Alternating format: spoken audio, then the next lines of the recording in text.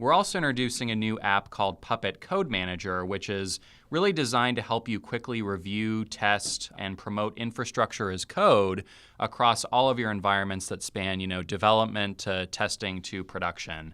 So the capability is based on the popular R10K technology that you may already be aware of. And really the goal there with this release is to help our customers accelerate stable deployments of infrastructure changes in a much more testable and a much more programmatic way. So with that, I'm going to turn things over to Ryan here. We're going to take us through Puppet Code Manager in a whole lot more detail. Hi, I'm Ryan Coleman. I'm a product manager here at Puppet Labs. So I'm going to show you a demo today of how R10K works and how it can help you manage Puppet code with Puppet Enterprise 3.8. But first, I want to give you a little bit more background about what problem R10K is looking to solve. So there's this classic problem where you need to get your code onto the Puppet Master, and you may push it there, and then if you introduce a breaking change to one of your modules or you introduce a bug, you may take down every machine that's using that particular piece of Puppet code. So what some people do is put an intermediary between their workstation and their Puppet Master. And they'll often use version control to organize all their various Puppet code, and then they'll use this version control server. Maybe it's GitHub, maybe it's a private server, and they'll have it act as the intermediary between the workstation and the Puppet Master.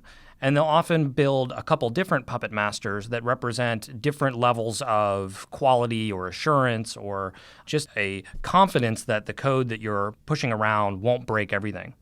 But you've got a problem in this case where now you've got multiple different Puppet Masters, and it's a little difficult to organize which code is on which master and how am I going to test all of those. And so another way to look at it is that you can then say, all right, how do we break this down and still have the same Puppet Master infrastructure that I have for all of my production fleet, but find a way to introduce change to that production fleet in a more reliable and a more direct way. So what this slide is articulating, if you're familiar with Git, you may be familiar with the concept of Git branches. And the idea is you take a Puppet module, you've got it running in production and it's great. Maybe you want to add a feature to it. Maybe there's a bug you want to fix. And then you're going to make a branch of that module in your version control system. You're going to fix that bug. Now, normally you would propose that to a friend and then you would merge it in.